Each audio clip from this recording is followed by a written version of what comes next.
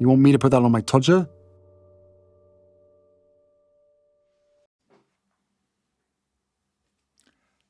Harry's wife. Taylor Swift versus the Duchess of Beige. There you are, a global megastar, an attractive songwriter and performer that has had a string of hits around the globe. You have your fan base, the Swifties, somewhat zealous supporters of everything that you do.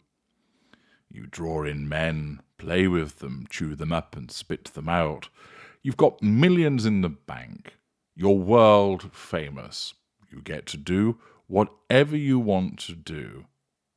And then you are invited to appear on a shitty, boring, beige podcast.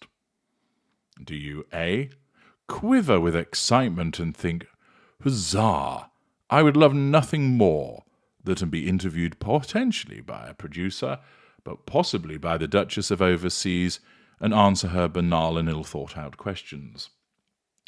B, ask, what is this? C, throw your head back, laugh, torture something small for a period of time, and then issue a no. Well, whichever scenario you have playing in your mind, we have here a situation of when narcissists collide. If you have not already enjoyed my examination of Taylor Swift, you can find her playlist and learn more about what she is, a greater narcissist. And here we have the mealy-mouthed, cowardly, mid-range narcissist, governed by delusions beyond her abilities, who believes that she had created a podcast to end all podcasts. And, in the course of doing so, believed that the mega-hit machine that is Taylor Swift could bother her pert derriere to come and sit and listen to the crap and the word salad come out of your mouth. First of all, such an invitation would be assessed through the lens of the necessity of control and the furtherance of the prime aims. Essentially, Taylor Swift would consider, what's in it for me? And would very quickly conclude, nothing. I don't need to attend to assert control over this individual and whatever audience she has generated. I don't need fuel from this person. She has no character traits that are of use to me. She's beige, uninteresting, boring. There's no residual benefit to be obtained here. Don't need the money, don't need the exposure either.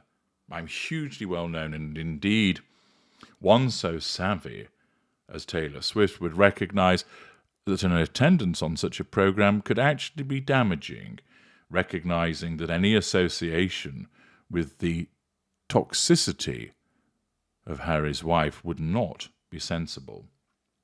Of course, such as Swift's fame, she would probably attend such a program and deal with any negative association that would come with it, such as her fame and her reach.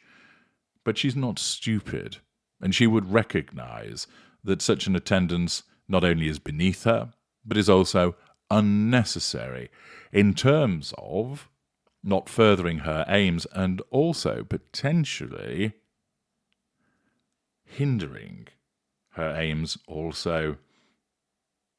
To someone such as Taylor Swift, she would find such an invitation a mixture of insult and comical.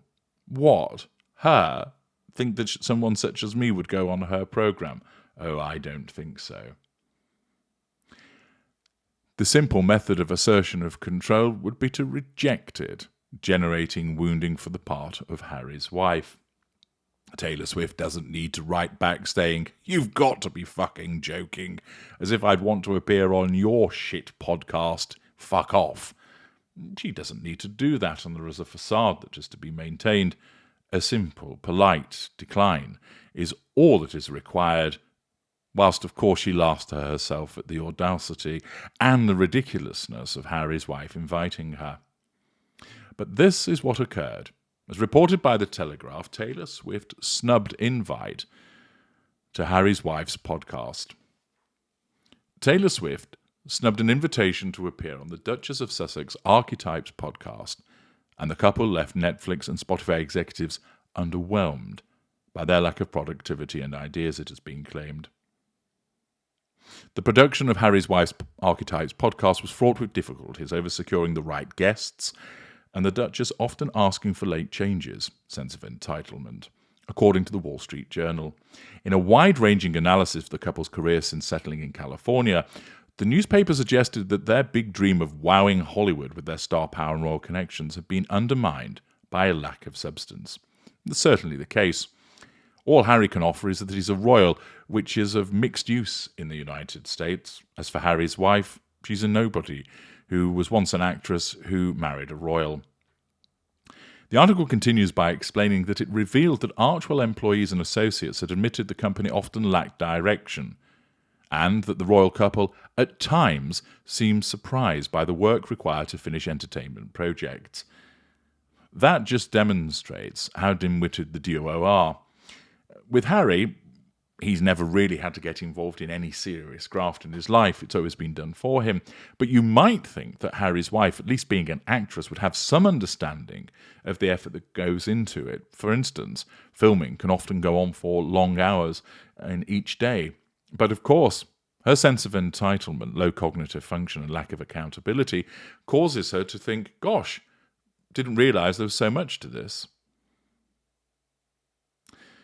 The article continues by explaining that employees stated that most potential initiatives followed a similar route: big idea, subpar execution. It's alleged that Harry's wife wrote a personal letter to Taylor Swift, direct assertion of control, benign Hoover, asking her to appear on Archetypes, but that the singer declined through a representative.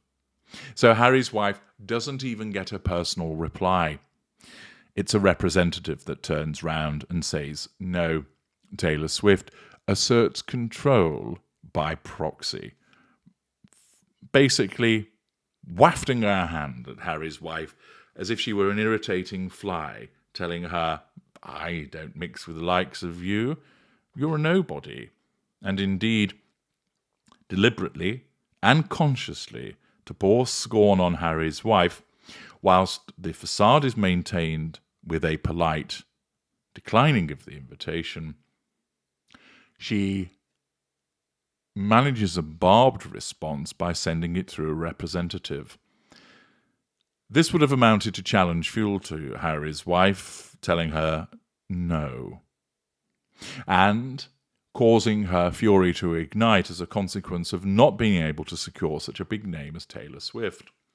Harry's wife, of course, believes that Taylor Swift ought to come on her show. After all, she regards her work as superlative and brilliant. She cannot understand why Taylor Swift would not do so, and it must be somebody else's fault. Somebody else must have fucked things up to cause Taylor not to want to attend, and thus some producer somewhere undoubtedly would have received a tongue lashing. You asked her in the wrong way, even though, of course, Harry's wife was the one that did the asking. You didn't advise me about the proper way to do this. You didn't pave the way beforehand for my request to be successful. She cannot accept that she simply disliked, and that her programme was meaningless to someone such as Taylor Swift. The article continues by explaining that Harry in particular struggled to land on an idea, the newspaper added, of their Spotify deal. The couple have had multiple ideas rejected by Netflix, which is said to be unlikely to renew its deal when it expires in 2025. They were also hampered by a recent post-pandemic downturn in the industry that has led to widespread cost-cutting and restructuring. And I would say to that, if you're good enough and talented enough, you'd ride that out. They are neither good enough nor talented enough. Other proposed projects by the Duke and Duchess are said to have included a sitcom likened to the hit show Emily in Paris, but about a man, wow, that's imaginative, and a family-friendly show about gay characters, that felt similar to popular coming-of-age drama Heartstopper. Again, Harry's wife devoid of any novel ideas. Netflix is said to have turned both down. The couple are reportedly developing a show for Netflix called Bad Manners, based on the Miss Havisham character in Great Expectations. Be rather surprised that if either of them have actually read it. It is described as a prequel to the Charles Dickens novel that recast the lonely spinster as a strong woman living in a patriarchal society. Again, read Harry's wife making a programme about herself. It is not known whether it has been commissioned by Netflix. Despite following a path forged by Barack and Michelle Obama, who have been hugely productive and successful, the Sussexes appear to have failed to live up to the mark. Netflix executives are said to have grumbled about Archewell's output, fearing that their 6-part Harry and Harry's Wife documentary, released in December, was all they had to offer. A source close to the couple told The Telegraph that it was proving tough for the couple to move forwards with Netflix projects in development due to a Hollywood writers' strike. Bollocks. That's just blame shifting. The simple fact is they don't have anything decent or any ideas to put forward that are of any workable use. Taylor Swift will have laughed her cute little titties off at the prospect of Harry's wife wanting to invite her onto her show. And she swatted that threat to control away with the suitable disdain of doing so through proxy. With this clash of narcissists, it was an easy win for Taylor Swift. She assessed it, saw nothing useful in it, dismissed it. Harry's wife, on the other hand, finds herself given a devaluing smack, a corrective devaluation coming from Taylor Swift by telling her no, something that Harry's wife cannot abide, like any other narcissist, to be told. I'm H.G. Tudor. Thank you for listening.